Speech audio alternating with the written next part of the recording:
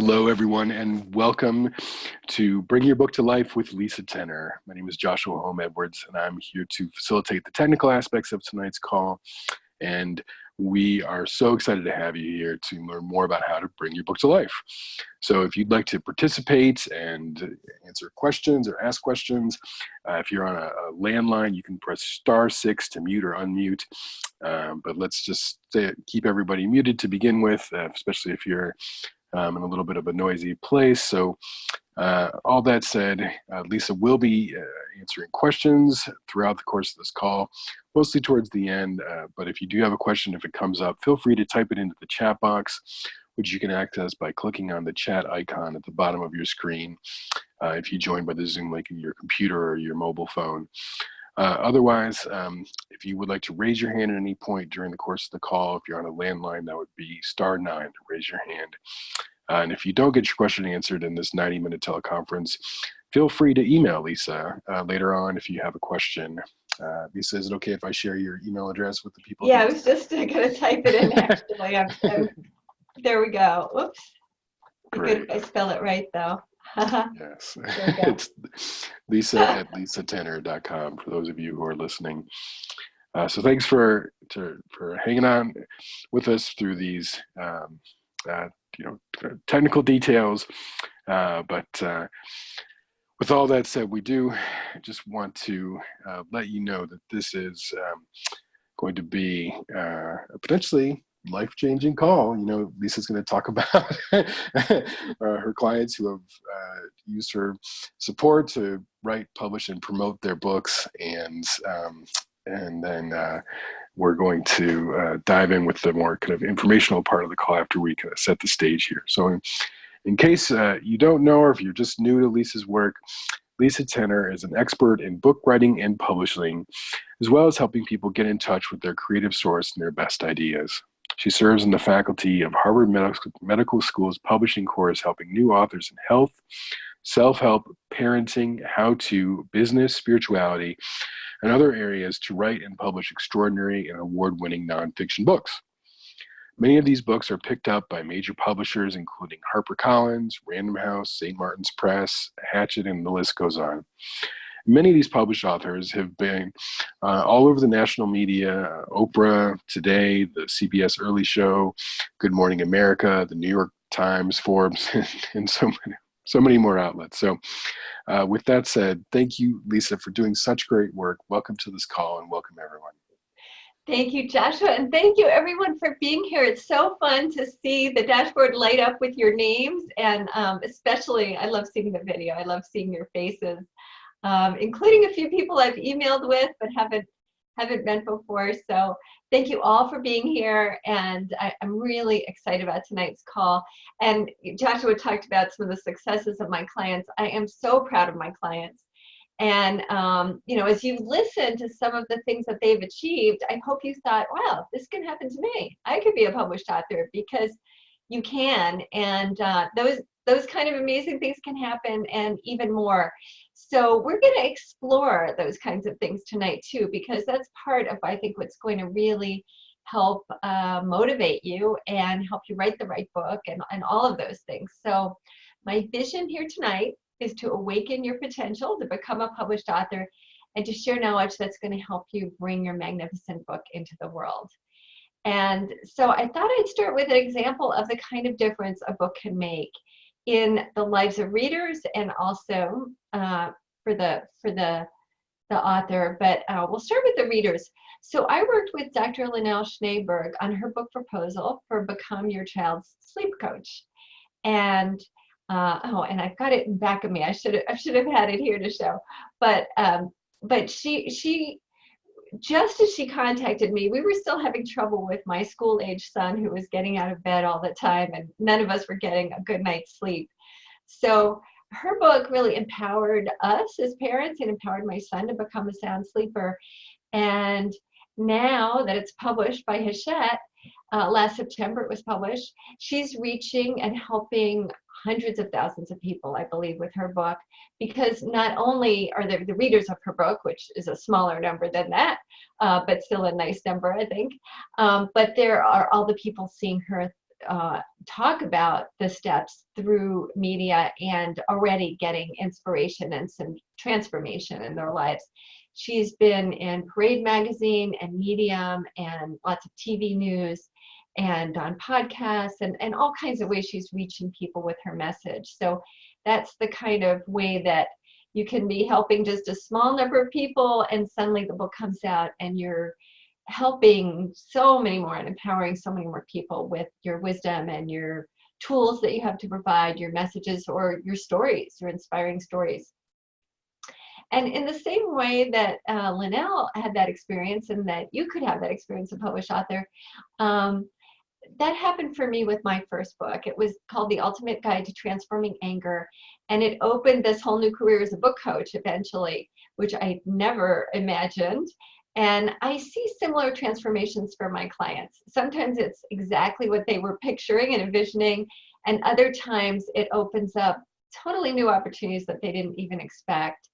And I want to share one other kind of, because I think this is so common. One other example is a lot of times, people are reaching, again, as I mentioned with Linnell Schneeberg, Dr. Schneeberg, just, a handful of people, maybe more than a handful, but, the number of people that they can reach through, let's say, private clients, right, or consulting or teaching. And suddenly the book opens up these avenues, and really you can become a thought leader. Dr. Craig Malkin is a therapist, and his book, Rethinking Narcissism, was published several years ago, and he still continues to get tons of press and opportunities because of that book. So in November, he emailed me, and there were 6 different articles or, other news sites that featured his book. And one was a fairly extensive article on the Atlantic, and another was Fast Company. So, it really is a wonderful way to be recognized as a thought leader and have that kind of impact with your ideas. So before we go any further, I have been practicing Qigong for over 4 years, and I've discovered how wonderful it is for any kind of activity to get us relaxed, to get us in a receptive state and really present and get our energy flowing. And it is a great tool for your writing practice, actually, to do some really simple exercises before writing, because it gets things going. And so I thought we'd start the call with that, because also you've probably been doing some sitting today. I know I have. And so I thought we'll just start. So I'm going to actually, let's see, I usually move back here so you can see me. Oh, you're not going to see me that well. You know what? I think I'm not going to play with my with my video camera too much. So I'm just going to do it like this. So I'm going to invite you all to stand up and just bounce on your feet. You can lift your heels if you want, and just bouncing up and down. You can relax your shoulders and just, relax your head a little. I don't know if you can see, but I'm putting my head side to side. Those of you who do not have or are not able to watch on video, just you can just stand. Whoops, sorry about that.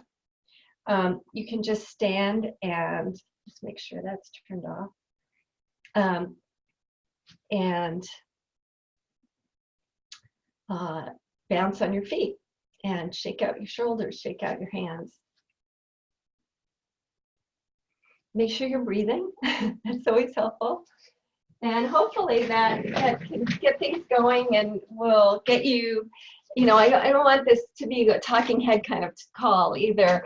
I want an opportunity where you've got the handout, or maybe you have something else you can write on, and go ahead and take some notes about applying what I'm saying to your book, right? This is an opportunity for you to be thinking about how you can use this for your book.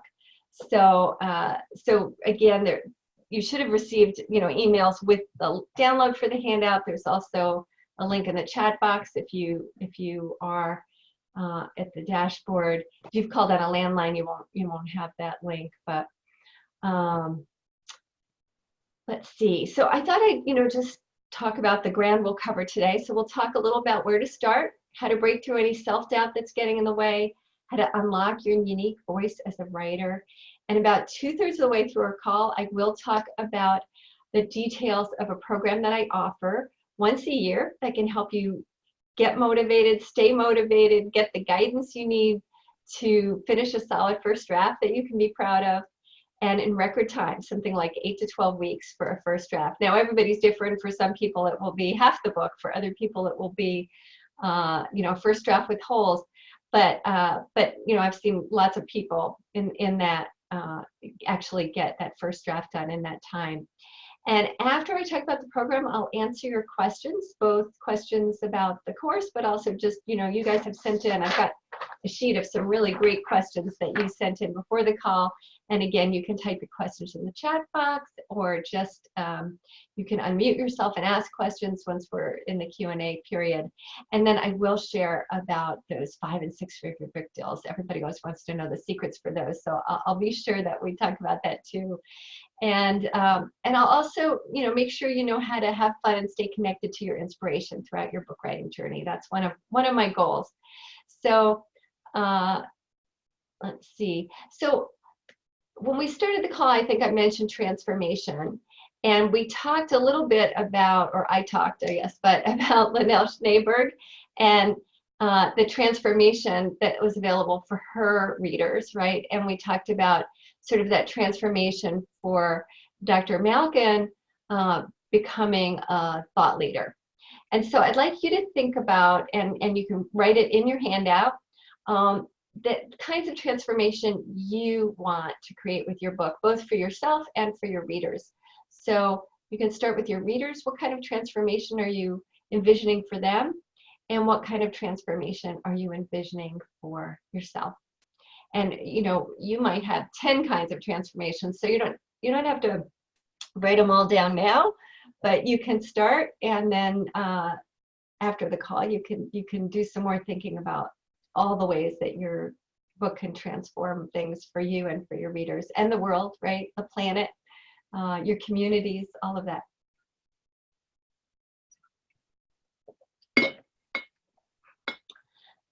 And so, maybe I'll mention a few too. Just, sometimes a book can help you launch a new business, feel more confident, attract new clients, get invited to be a keynote speaker, enjoy more creativity, feel confident about, I already said that one, but that feeling of writing a book, it's a great accomplishment.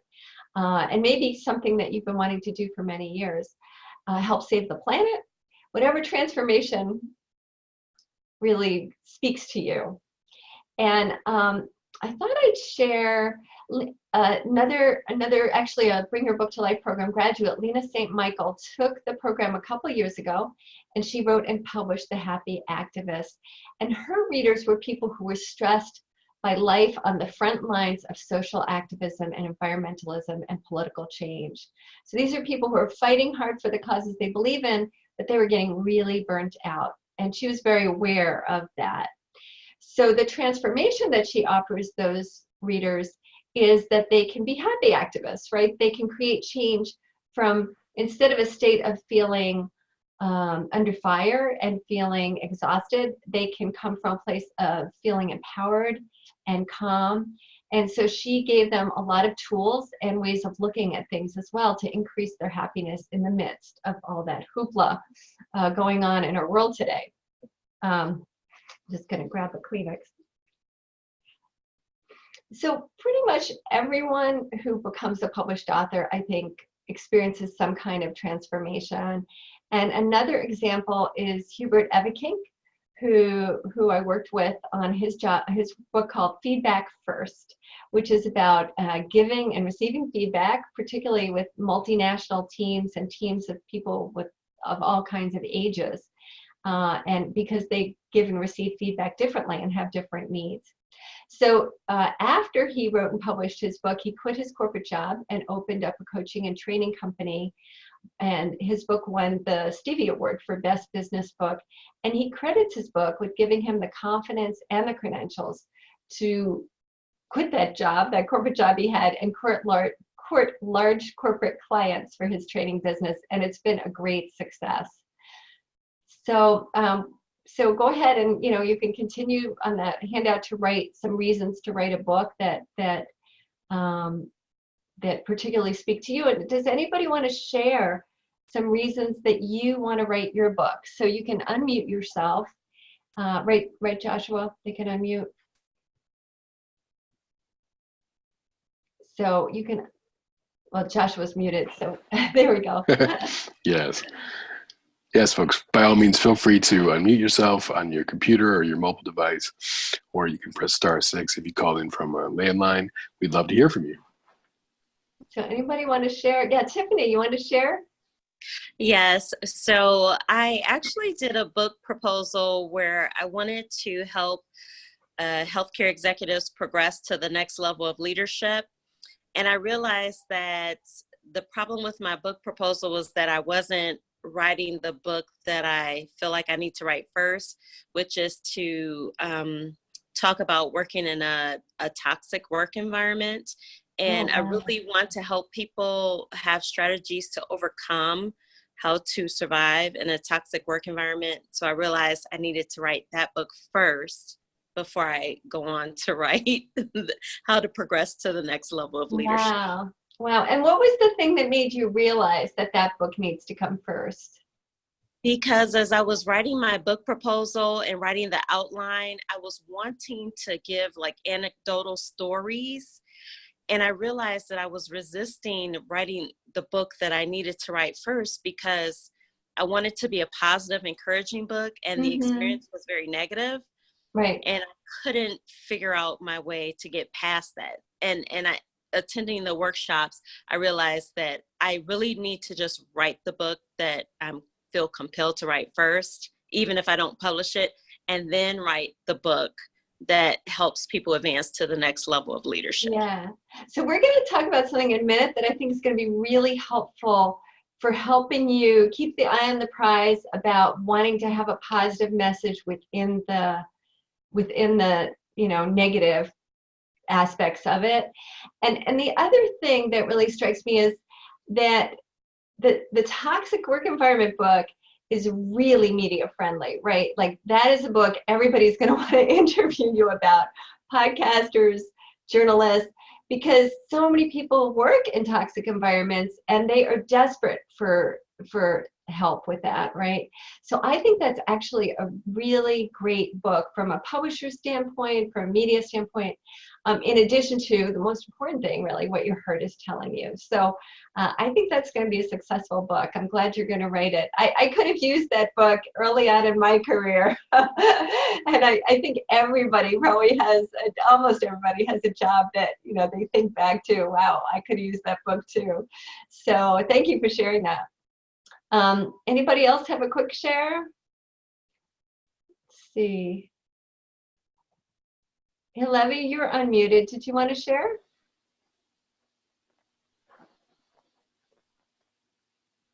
Okay.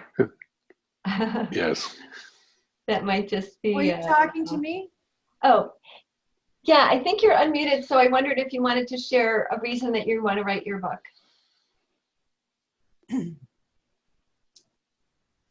Was that Melody? Did you want to share? Yeah, it is. It's something that I've been compelled to do for probably 15 years. Wow. I don't want to rush into anything, but I've been I do retirement planning, and I've been doing it for 38 years. So completely different bent than the horrible financial services industry. Because I don't think there's a if you could just make it a quick soundbite, though, just because we have a lot to cover tonight. So what's your compelling reason to write your book? Because people need the information, the real information. Great. The process. They need to understand the true process. Great. So what I'm hearing is there's a lot of misinformation out there, and you really want to empower people with the truth, right? Really helpful information. That's correct. Great, great. So that's really compelling, isn't it? Like, particularly when there's stuff out there that's not helping people, that's maybe even hurting people. So I'm just going to name a few more possible reasons people might write a book.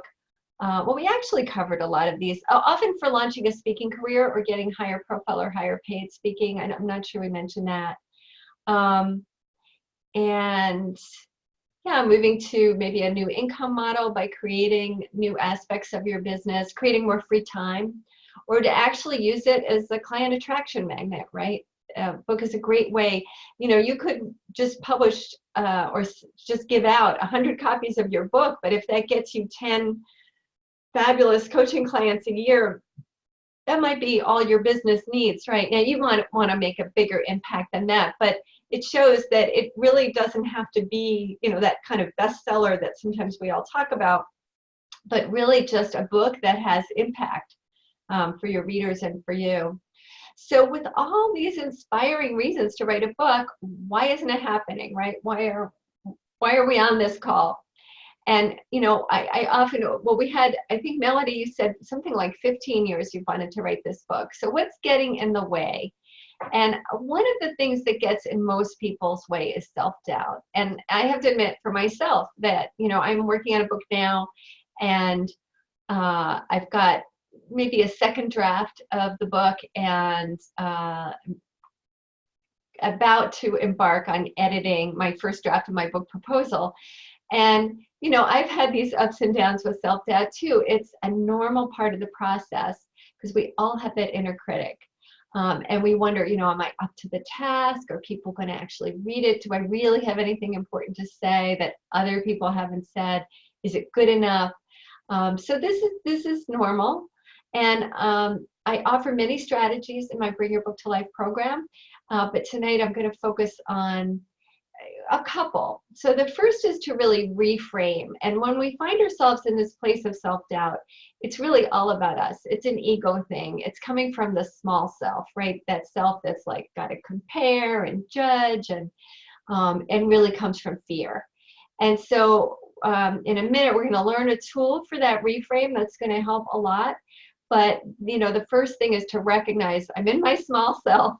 And, you know, my vision is to be coming from my big self, right? That part of me that's expansive, that knows I have so much to offer, that, you know, like everybody does on this planet, right? We all have something to offer.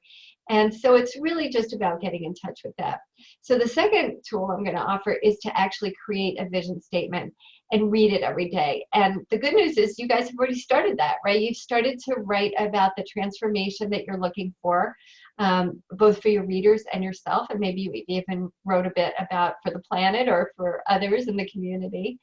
And so, you know, now we're just going to take it a few steps further. So, you know, what's possible for your readers to experience? What do you want to happen in your own life? What do you want to happen for the community and world? These are the things that you're going to put into your vision statement. And so there are a couple things that can make a vision statement very empowering. And the first is write it in the present tense as if it's already happening. And so it's not my book is going to blah, blah, blah.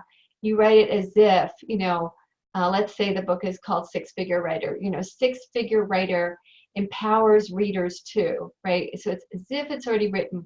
And that way when you read it, you can really feel that energy and emotion of the result. And so that's why we write it that way. And then think of some of the qualities you want to work into the book, and maybe even into the process for yourself for writing it. And so I'm going to give you an example. Six Figure Writer is the wise, sassy, enlightened guide to earning six figures as a writer, editor, and teacher. Six Figure Writer is practical, fun, and playful, and leads readers on a path that opens their lives to greater financial abundance, fun, and happiness. So it's short, but it captures what the readers are going to get. And then in this particular vision statement, I didn't mention what it'll do for me, but let's say I added, and it opens my career to dozens of keynote speaking jobs every year or something. So, you know, I could add some things that I'd like for myself as well, but that's, you know, gives you a sense of what might go into a vision statement. So you might create like a whole long list, but then you'll tighten it to make it a nice vision statement that you can read each day. And you can use that vision statement to overcome self-doubt. And again, like by focusing on the transformation that your book offers readers, it opens your heart. It becomes less about that small you and more about that big, expansive, what's possible you. And you get to come from your essence, you know, rather than ego. So that's a great way to get beyond yourself, the self-doubt, and develop confidence. But a vision statement can do a lot more. So I want to talk a little bit about, you know, how you can use it. And one is to guide your decisions, right? Because as you think about who are my readers and what tone am I going to take, you can keep coming back to that vision statement. It'll help you guide your decisions. Even if you're deciding among two different ways to write the book, the vision statement can help you make those decisions and help guide you. And then if you read it daily, it can really help you prevent blocks because it keeps you in touch with your higher purpose for writing the book. So an interesting thing happens in my Bring Your Book to Life program, because inevitably, at least by week 3, somebody will say, oh, I didn't write at all this week. And I don't have to say a word. Somebody in the class will always say, well, are you reading your vision statement? Because I've been doing that, and I just, it makes it so easy to write. And so, you know, people in class really attest to how effective it is. So if you connect with that kind of inspiration, it's just natural to let go of self-doubt. And it stops being about the things that make you small, like your fears and insecurities and weaknesses, which we all have. And it becomes something bigger for you to step into. And that, like, that's one of the biggest lessons of writing a book, is that you keep needing to step into who you're becoming and let go of who you might have been in the past. There's just a way in which you're going to live bigger in the world and have a bigger impact. And the vision statement can help you walk through that in an empowering way. Let's see, just looking at my notes, and I think I already covered what I'm saying here. Yeah, another thing is that it pulls you forward. You know, there's that like kind of trying to push and make things happen, and the vision statement is a way to like let it pull you forward into action. And you can read it first thing in the morning. You can read it again right before you write, or maybe you'll write first thing in the morning, so those two are the same. I would say, you know, tonight after the call even, you could spend, especially if you're on the West Coast. If you're on the East Coast, you might go right to bed.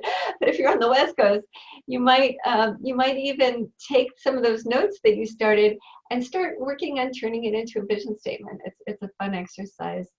And let's see, and, you know, Joshua, I was thinking, if you want to just, as I'm saying things, like just type up a few notes that might be helpful.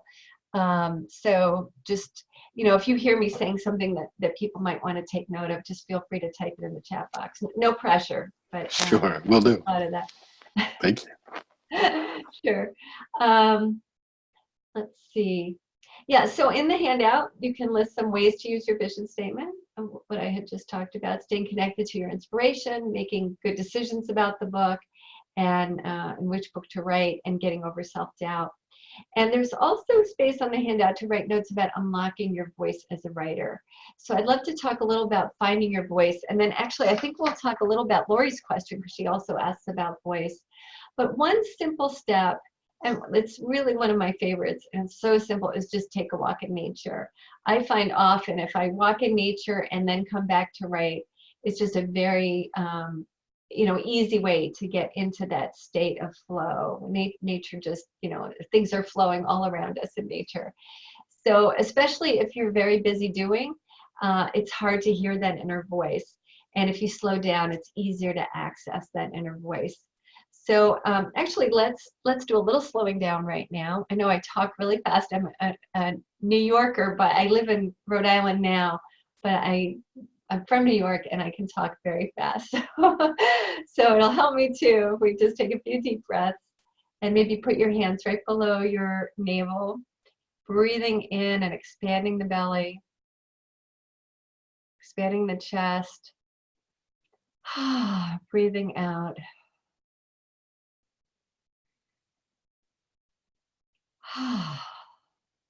And just those few simple breaths is another great practice to do right before you write. It sounds innocuous in a way, But when you slow down like that, ideas will flow better. It's the way things work and the way we're hardwired. So another step to unlocking that voice is imagining a single reader. And I love this exercise. Again, it's fairly simple, but it can make a real difference in voice. And I've seen people who were writing to an amorphous crowd, and the writing wasn't that good. It just wasn't hooking me as a reader. And then I suggested, why don't you try writing to one person? It could be a real person like your mother-in-law. It could be somebody you make up in your imagination, or it could be a combination of people. It could be a client of yours. And get the picture in your head of this real or imaginary person and what they want desperately and what their life is like. And then write to that one person. And when you do that, your work just naturally is conversational, it's authentic, it's more personal and intimate, and your readers will just naturally connect to it better. So that's one of my favorite tips for voice.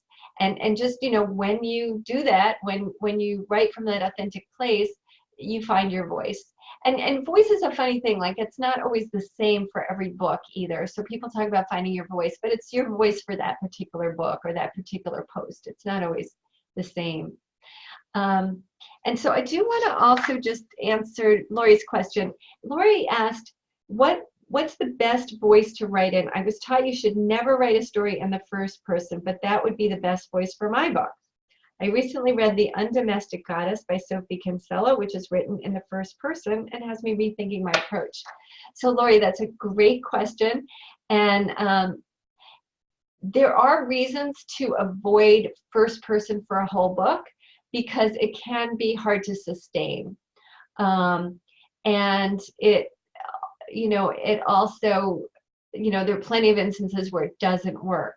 But I would never say, oh, never write in the first person. There are many, many instances of wonderful books that have been written in the first person, many classics and many more recent books. So absolutely, what I would say is experiment. Try it one way, try it another. And if you're not sure which works better, read it out loud, see what you think, and then have somebody else read aloud to you, and that might even provide more information. And then ask a few readers and see which really draws them in more. So yes, absolutely. For first person is fine, and of course, first person is writing from the voice of the narrator of the book, as opposed to sort of an omniscient narrator or something like that. But no, that's absolutely just, I don't know who told you that, but ignore that advice from now on. And even when there is a rule, I mean, that rule I would say is not even really a rule, but there are some rules, like to write generally in the past tense, but with good strong verbs, not passive verbs, rather than writing in the present, because the present tense is hard to sustain for a whole book. But there are exceptions that work beautifully. So don't be nervous about the exceptions, but just test them, and practice and see how that goes. So you're going to leave tonight with ideas on how to create a vision that propels you forward and guides the writing, right, and keeps you passionate about your book. But some of you are going to want more than that, and you may feel overwhelmed. You don't know where to start. A lot of you may want more accountability and support and guidance, and maybe feedback from someone who knows how to write a truly transformational book and get it completed. And so if that sounds like you, I'd love to tell you a little bit about my Stevie Award-winning program that can provide all of that and maybe even more, and it's called Bring Your Book to Life. And in Bring Your Book to Life, we address the challenges that tend to get in the way of completing a book. So some of you may have been trying to write a book for a while, others may just be getting started. But there are things that tend to get in the way, and we're going to address all of them. So I just want to talk about them, some of them for a minute. And one is overwhelm. And we're overwhelmed, I think, for two main reasons, right? Is that, like, who has the time to write a book? And the other is just lack of knowledge of how to write one. So both of those things can be very overwhelming and stop you in your tracks. But the good news is, like, most people feel overwhelmed. And in Bring Your Book to Life, I provide step-by-step guidance and private one-on-one support as well to bring ease into the process. Another challenge is finding and making time, because none of us really has time to write a book, right? But we have to make that time. If this is important to you and you wrote down a bunch of reasons why it is, right? Then you've got to make the time. And if this is a time you really can't make the time, you want to be clear about that. Like, this is a time I absolutely cannot make the time. So don't take my class if it's not a time you can make some time. But I have helped hundreds of people make time for their books and find time. And the Bring Your Book to Life program offers accountability to continue to carve out the necessary time, and also to troubleshoot, when it's not working. Every week you have tools and an optional accountability partner to help you assess what worked and what didn't work. And based on anything that didn't work, you can figure out, okay, I'll do more of what worked. And because this didn't work, here's how I'm going to fix that problem. So I make sure I do all my writing next week, or even the rest of this week, right? Because you're assessing midweek. And I wanted to share too, I'm adding a new bonus this year that's going to help people, I think, carve out some extra time and offer accountability. And so I'm offering these bonus calls, because right now there are 8 calls that are very specific things that I teach that help you get that book written. And some of them are coaching type things to get the book written, and some of like the skills and habits, and some of them are much more about the writing and revision and writing a successful book, and even a little bit of the marketing. But those calls, they're interactive. There's time for questions. There's time for laser coaching if you have a particular issue, and especially if it's something that I think other people will benefit from brainstorming about. Those are all things we do on those calls.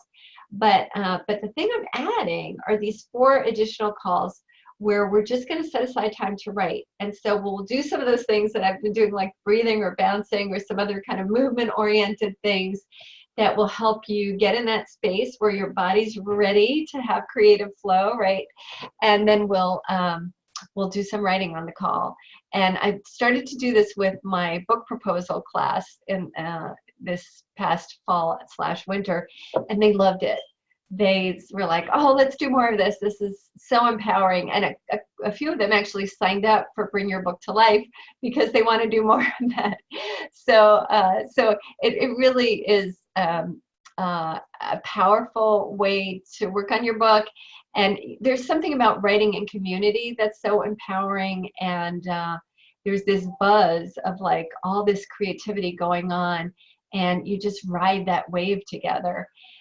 The other thing that it does is, I'll do these exercises or these practices, but then you can bring into your own writing time. So I think in addition to giving you some very specific time where you can write on the call, you'll also have this tool that you can take into your own writing time. And I think you'll find that it helps supercharge it as well.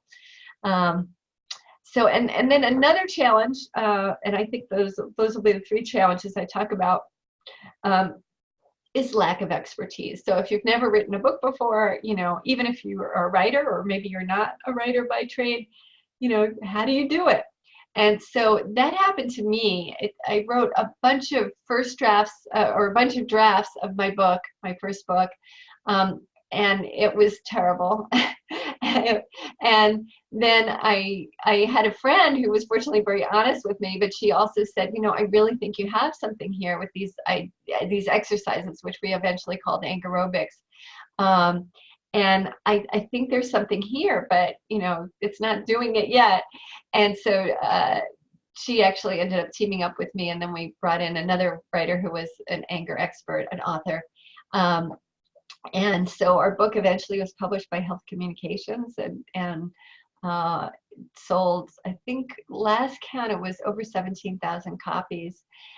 So it worked out okay. It worked out great.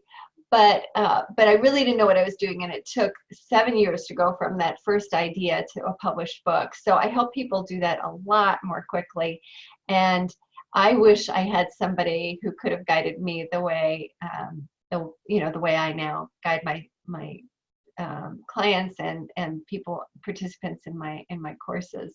So I'm going to teach you how to write a book that's both potent and marketable. And I love to help authors engage your creativity and your intuition to help make your book exceptional and really authentic. So in Bring Your Book to Life, you're going to get that expert guidance and support and hand-holding to address these challenges. And if you get stuck midway, you get support throughout the process. Reach out to me and I will support you. Often we do this guided visualization I call Meet Your Muse, and it's a wonderful way to really tap into your intuition, your creative source for answers. So lots of really empowering stuff we do. And because of that, people often write their book in record time, something like 8 to 12 weeks for a high quality first draft or a first draft with holes. And again, you get to decide. You may say, you know what, my book's going to take longer, but I'd like to get half of it done, and that's fine too. So as soon as you sign up, you get to start, and you'll get Quick Start to Kickstart Your Book, which is a series of exercises that will help you clarify the book concept, the vision, who your book's for, the features, the tone, what goes in, what it's about, what doesn't go in, what it's not about, and then the outline as well. And then as soon as you're ready, you don't have to have all those things figured out, but as soon as you feel like, okay, now I need to talk to you, Lisa, well, you'll have your first book concept consultation. We'll get more clarity about the book. You can send your outline back and forth to me as many times as needed.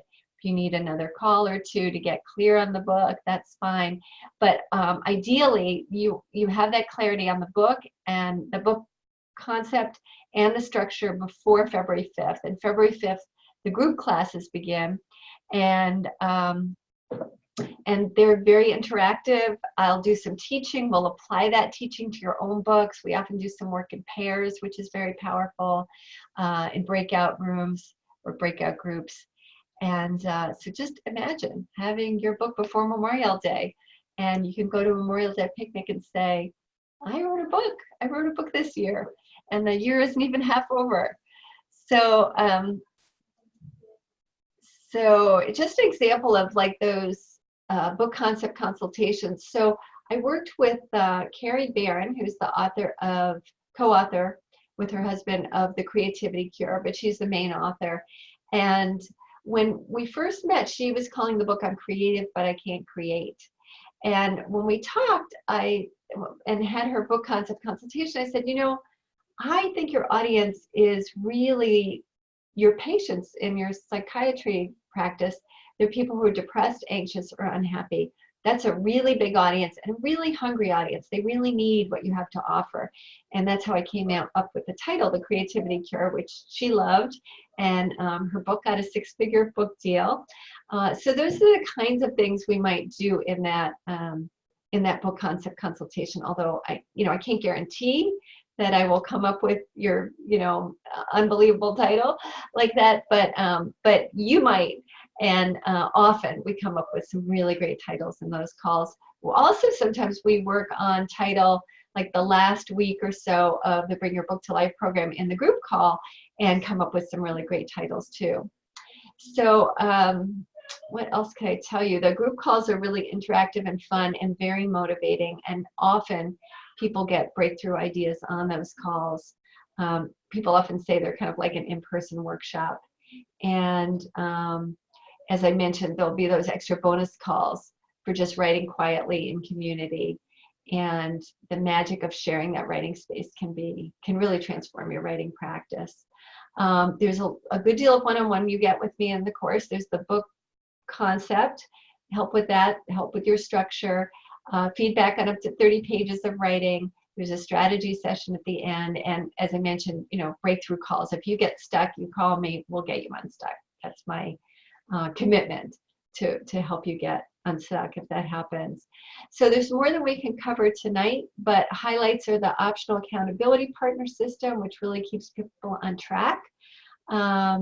There are bonus reports on how to get published, how to meet agents, secrets of compelling writing, a customized editing plan that you can get, and and then access to the course materials from both the course materials from that course, but also from my book proposal program. So if you're working on a book proposal, some people do use the Bring Your Book to Life program to work on a proposal, and that's okay too. But if you're thinking of doing that, talk to me first, just so we make sure that sounds like a good fit. So details of the program are at lisatenner.com/book, and it's just lisatenner.com/book. And so if you want to go to that page, you can read all about it. I do have a really wonderful savings that I'm offering now through Sunday of $1,500 off.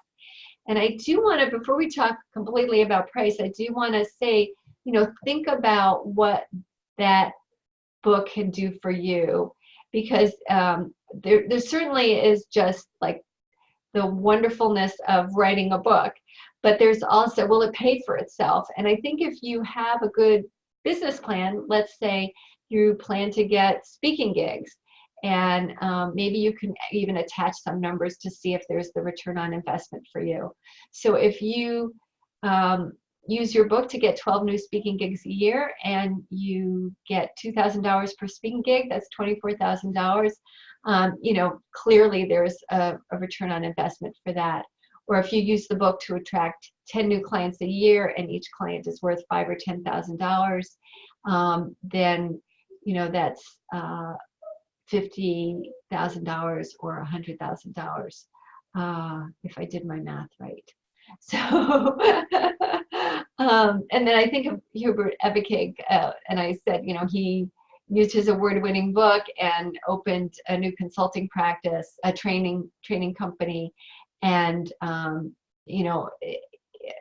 really great success. I don't have his numbers, but very successful using that book to attract clients. So you can run your own numbers. And the price of the program is $5,997, so $6,000 approximately. And as I said, we're offering $1,500 off, so it's $4,497, really significant discount if you sign up by the 19th. And there's a one-pay option, two-pay option, so you can check those out. It's a little cheaper with the one-pay option than it is with two-pay, but sometimes people like to have that ability to not have to pay it all at once. I also want to mention some bonuses. And so just quickly, if you sign up by midnight tomorrow night, you get a private consultation with Michael Larson. He's the co-author now of How to Write a Book Proposal in its 5th edition. So he wrote the first 4 editions on his own, and then Jody Bryan joined him for the 5th edition. But he is a former literary agent.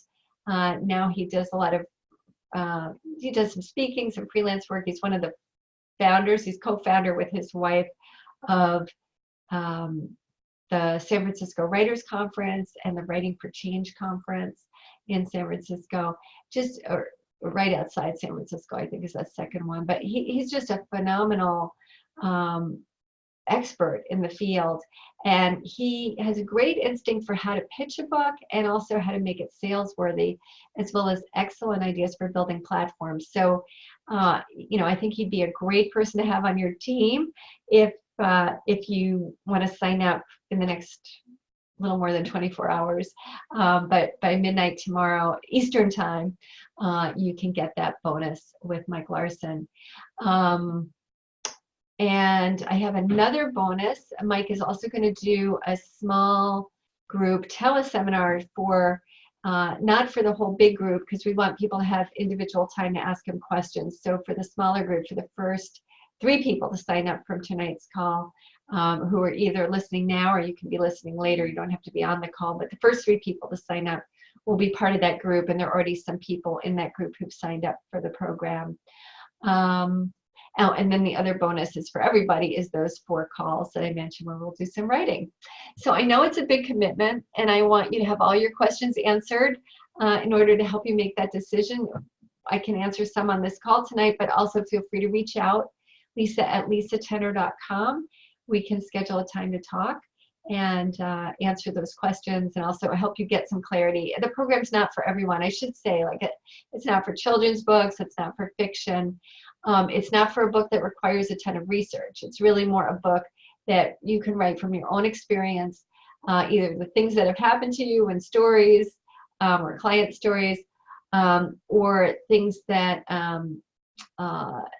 that you have expertise in, right? It might be a program you teach, or tools that you use in your consulting or for your own life.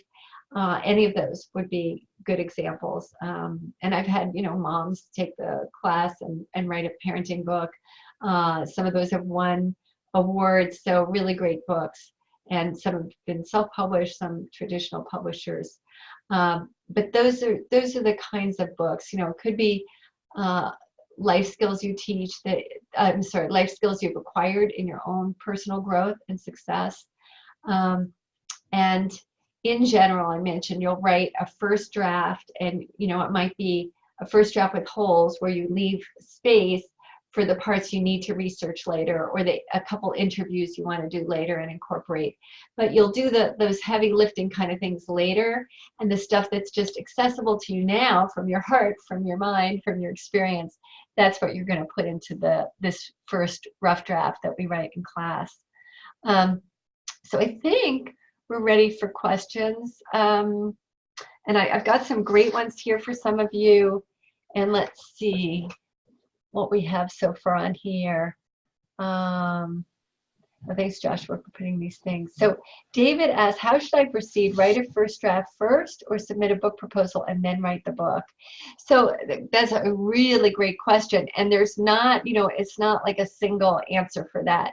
So in general, I encourage people to write their book proposal, but that includes some sample chapters. It includes chapter outlines for all the chapters, includes your table of contents. So you're writing a chunk of the book and certainly mapping out the whole book in your book proposal. But often you'll get feedback from a publisher, and so it's really nice to have to not have written the whole book and not have to change the book and undo stuff you did. Oh, I have to get rid of that chapter. Why did I even write it? So there's value to writing the book proposal first. Having said that, I mentioned earlier, right, that I'm on the second draft of my book, and I'm just about ready to edit my first draft of the book proposal. So, and actually I have some sections I haven't even completely written yet of that proposal. So I chose to write the book first, and I can tell you it just came from this place knowing that I'm not going to really know this book until I write it. This is not like a 7-step system that I already teach. These are some tools that I teach, some new tools I'm coming up with, and some stories that I didn't even know what stories were going to make the book. It's really been a process. And so it was just, that was it for me. I had to write the book first. But so trust your intuition on this one. We can also talk about it. Certainly something that I help people with in the program if they're trying to figure it out. And everybody's going to start at the same place with the book concept and structure, writing some sample chapters. So a lot of it you can all go along at the same pace, and then or not at the same pace, but with the same pieces that you're starting with. And then some of you will go on to write the whole book, and others will go on to focus on other aspects of the book proposal. And you do get support with that. As I mentioned, feedback in up to 30 pages, so that can include parts of the proposal. And you'll also get access to my book proposal course materials, which includes some audio recordings of that class. And if do you want to do a proposal, that's another good reason to talk to me, and we can figure out if that's a good fit for the class, because it does vary. And sometimes I have a bigger package that includes this Bring Your Book to Life program and feedback on your book proposal, so we can do both. And then how can I connect with a publisher as an unknown person?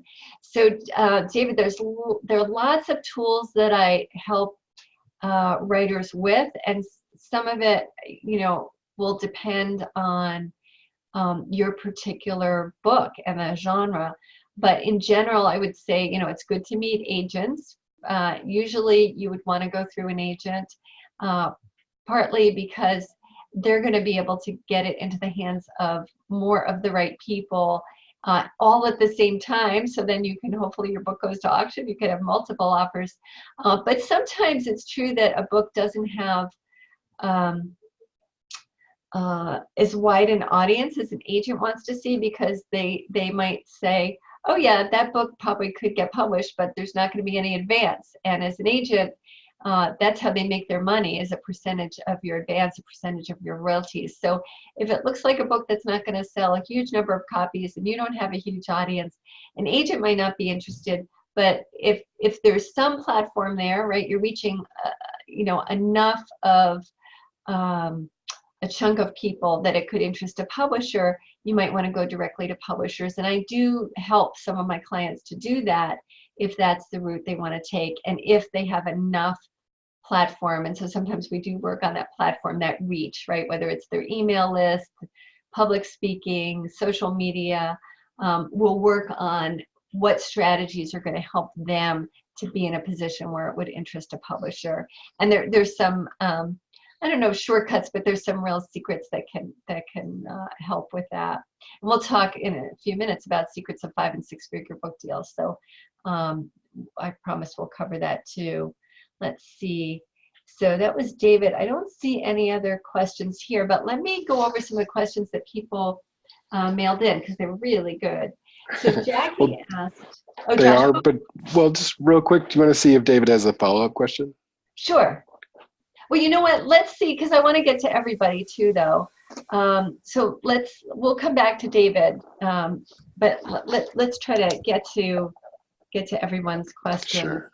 So if anybody is on the call now and has a question, you can press *6 or just unmute yourself so we know that you want to ask a question, because I do want to give some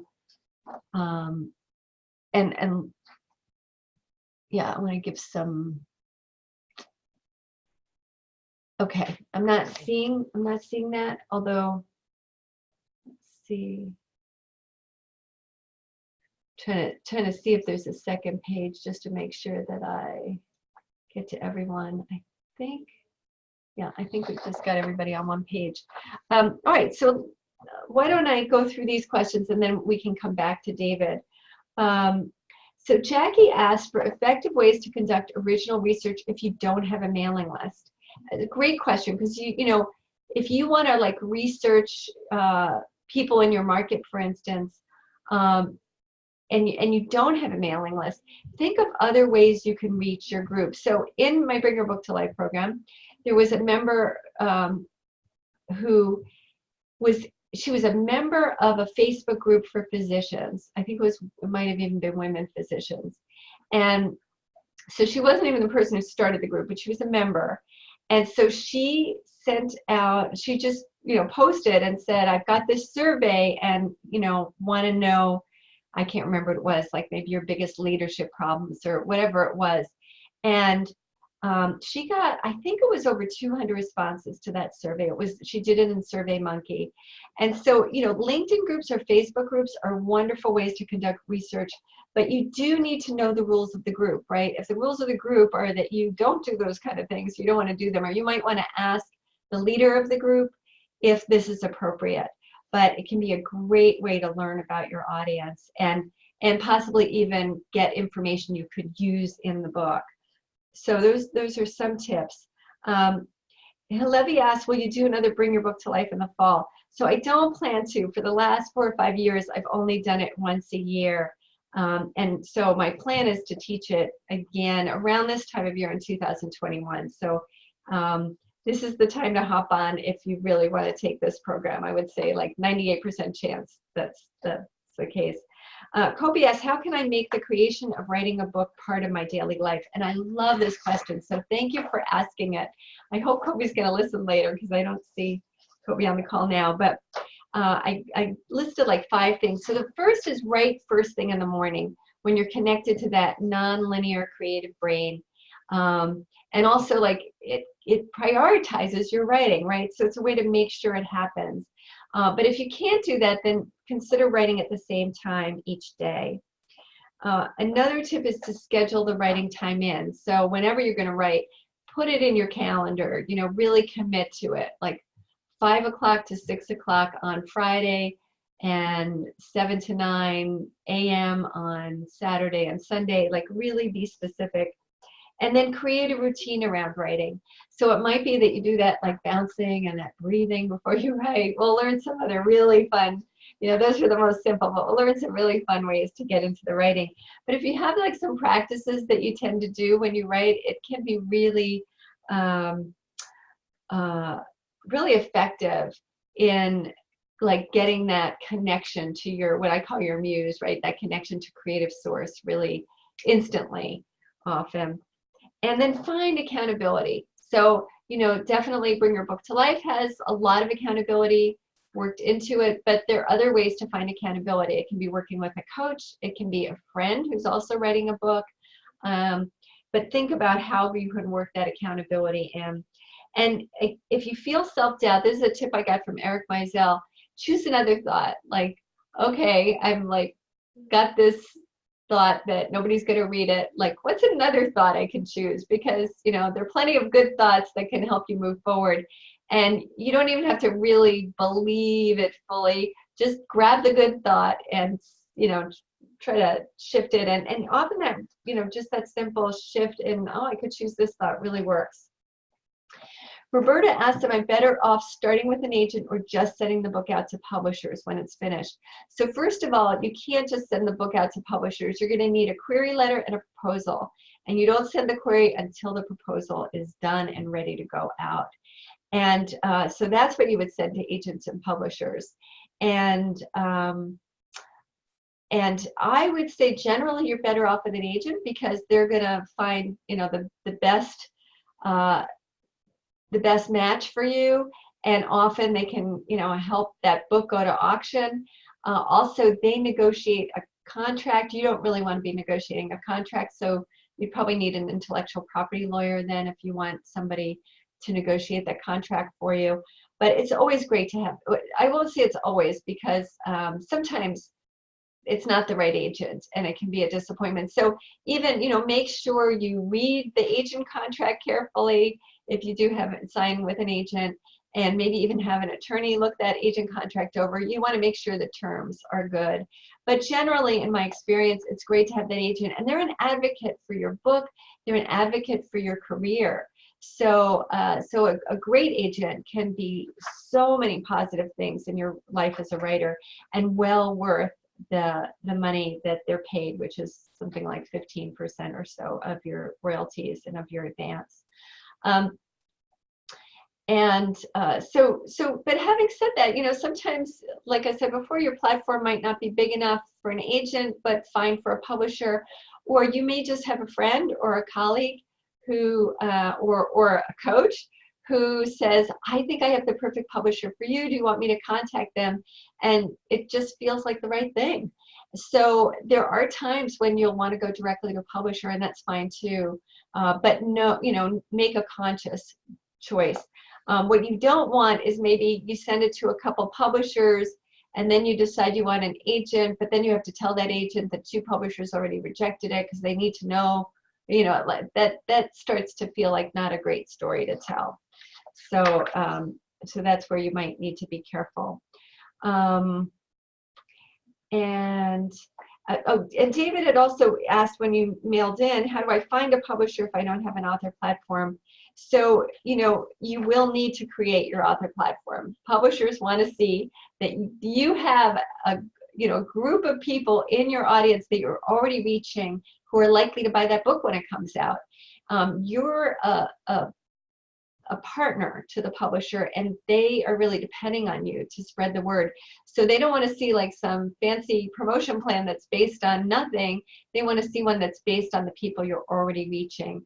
So you might try to develop some speaking gigs or podcasts, or you might try to pre-sell some books in bulk. Those are things that would really excite a publisher. So, okay, so now that I got those those answers in, David, did you have a follow-up question?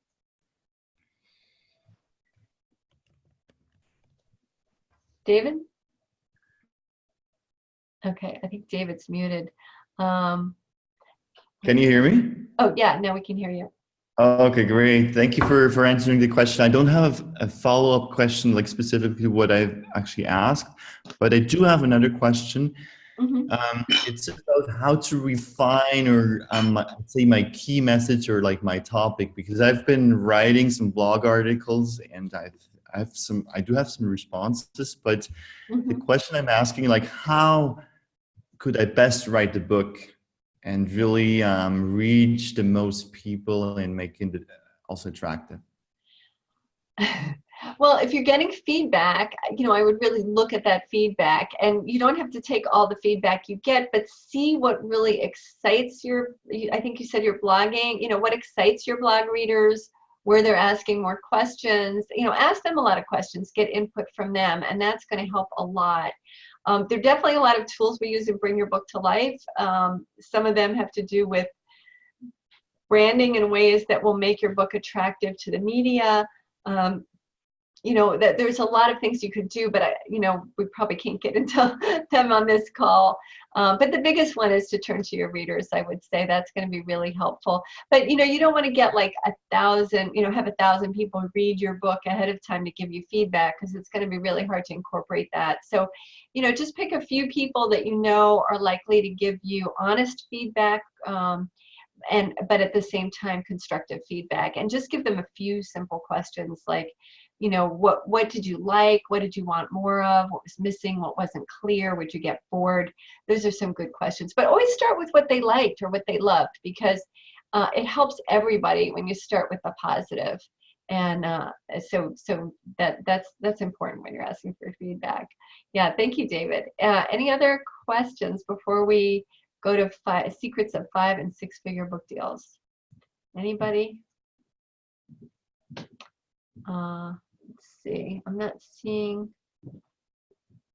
Oh, David, I'm sorry. Now I'm seeing that you wrote in the chat box. Okay. I don't think I see any more questions, and I don't see anybody unmuted. So I will keep going with the book deals. And of course, if you feel like Bring Your Book to Life is for you, you can sign up right now for the $1,500 savings and for that consultation with Mike Larson. And also feel free to email me, when the call's over, and we can set up a time to talk if you have questions. So let's see.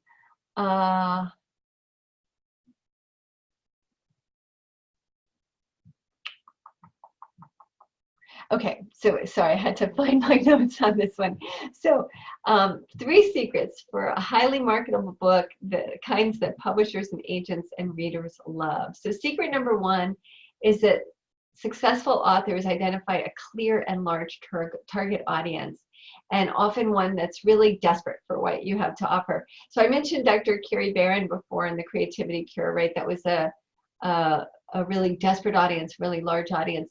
Another example is Dr. Stephen Snyder, author of Love Worth Making, and he's a sex therapist, and he identified a study from the Kinsey Institute that found 1/4 of American women are distressed about their sex lives. So that's a really big number. And distressed is a pretty big emotion, right? People are going to be looking for support, looking for answers and solution. So he signed a 6-figure contract with St. Martin's Press and has gotten lots of great publicity since then. I think that's a really good example of the big, hungry market that publishers are looking for. Now, I will say that, a smaller niche publisher might not be looking for that big a market. So it really depends on the type of book, the type of publisher that you're looking for. But they're still looking for an audience that's very hungry for what you have, and a market that's big for them, right? So if they're a small publisher and 15,000 book sales is a lot for them, they're still going to be looking for a platform or a market rather that is big enough to support those kinds of sales. Second tip, successful authors take a fresh approach to their subject. So lots of ways you can do that. You can offer a fresh perspective on a topic that is evergreen. You can share current research. or apply research from another field to this field of your book, you can offer new tools. And so one example is, I mentioned Dr. Linnell Schneeberg and her book, Become Your Child's Sleep Coach, before. What she did was, there are a lot of books out there that are for parents of babies and toddlers. Her book is for parents of school-age children who are having trouble sleeping. So she went for a different underserved market. And her book has just, really terrific tools, and they're different from the tools you would use for babies and toddlers. So, so that's one really great way to offer a fresh approach, is, a market that's not being served currently by the books on the market. So for homework, you can research books that are similar to yours and brainstorm how your book can be fresh and how you can offer something that those books miss. And so, you might want to write down one quick idea that can differentiate your material, if you're taking notes on the handout or separately. So secret number 3, and we've talked a little bit about this already, is to have a powerful plan to reach your readers and begin implementing that plan before you send out a book proposal. So publishers, right, they want to see you have this foundation to build on. It's not just pie in the sky. And you can be really creative about how you build platform, and bring your book to life. We brainstorm about that, and we can work on that in your private consultations as well. So one example is Dr. Vicki Dunkley. She reached only a few people when we met, and I coached her to grow her mailing list and get some publicity, and to pitch Psychology Today for a column. So she did that, and her column's called Mental Wealth, and that was really helpful. And some of her posts have reached a lot of readers. And then our conversations also helped give her the confidence to pitch to the Today Show, and she appeared twice on that. And then I helped her connect with her literary agent. We worked on her book proposal, connected with her literary agent for Reset Your Child's Brain. And that book was published by New World Library. And her book catapulted her to being one of the biggest authorities in the field of the effects of electronic screens and electronics on children's brains, and also how to support children to sometimes to have an electronic fast, or sometimes, to minimize electronic use in order to be happier and creative and basically get their brains back. And she was working with kids who had really dramatic psychological problems that when they got rid of the screens, those problems either went away or improved greatly. She's been on Good Morning America more than once. She's in many parenting and electromagnetic field summits, EMF summits. She's in several international documentaries. I've actually gone to documentaries where I didn't realize she was in the documentary and seen her. So it's pretty exciting and impressive. And another powerful way to interest publishers is to pre-sell books. So let's say you don't have a huge platform, but you do some speaking, and maybe you just have some great connections in your field. You could see if you could pre-sell those books, and publishers love that because then they're not taking a huge risk. So you might think of, organizations, nonprofits, companies where you may be able to pre-sell books. And the other thing is you can self-publish. So I did say I'd give you secrets of 5- and 6-figure book deals, but some of those secrets are great if you're self-publishing too, because they will help you reach readers. Many of the books in Bring Your Book to Life, about 2/3 are self-published. Many of those end up winning awards and do very successfully. And in fact, after this call, you will get a few emails, both with the replay of this call and also some talking about Bring Your Book to Life, encouraging you if you feel an urge to explore, encouraging you to do that exploration. But it includes some great client stories of people who wrote a book and Bring Your Book to Life, and some of the awards they won, and amazing things that happened after they published their books. So I won't tell those stories now. I'll let those be surprises. I think I told one of them, but most of them will be surprises. let's see. And yeah, and a lot of those books have started successful businesses and, you know, made a big difference for their readers. So, you know, the 3 publishing secrets can help, but they're not required for a book's success. And there are lots of ways to be successful. And yeah, and so about a third of the books that become published after Bring Your Book to Life are traditionally published. So again, you can go to lisatanner.com/book, find out about Bring Your Book to Life, and just see if anybody else has had anything to say. I don't see anything. So I think in the interest of getting you guys off, and especially if you're on the East Coast, you may want to go to bed. I just want to encourage you to use what you learned today to get momentum going on your book and you can complete your handout to get started. And I do want to give you like a couple things that I think are going to really help you move forward, whether you take my class or not. Like, they will help you get that book out there. So on the handout, there are 2 extra credit items, and the first is to identify what might get in the way of writing that book. And when you identify what might get in the way, you can identify solutions to prevent those things from getting in the way. So if it's that I'm going to be too busy, you know, maybe it's to find time and maybe take a couple things off your plate so you can get the book written. And then, you know, after you've written down the things that get in the way and the potential solution, just pick one thing you're going to do now. And it could be something you're going to do tonight or something you're going to do first thing tomorrow. But really commit to that one thing, because it can make a big difference in, you know, not showing up on this call a year from now and saying, oh, I wish I had written my book last year, but nothing happened. So you've been blessed with your unique talents and skills and your voice. And I just encourage you to use them and write that book for the difference that it's going to make for you and the difference that it's going to make for your readers and the people that they know. And you know, if it seems like it might be right, then think about what the investment in Bring Your Book to Life can do for you, so you can complete that terrific book this year.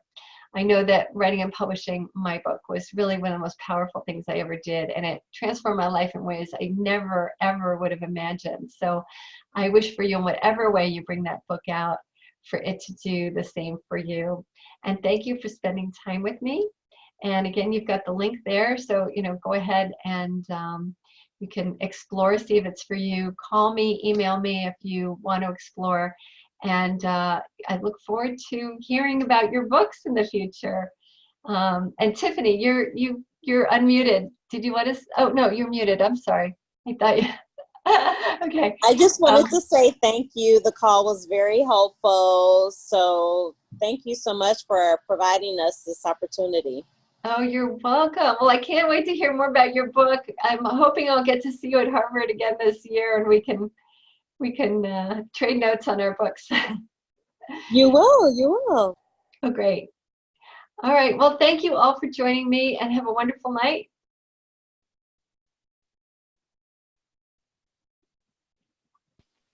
Thank you, Lisa. Thanks. Thank you, Lisa. You're welcome. Thank you. Thank you Thank so much, you. Lisa. Thanks. Bye-bye.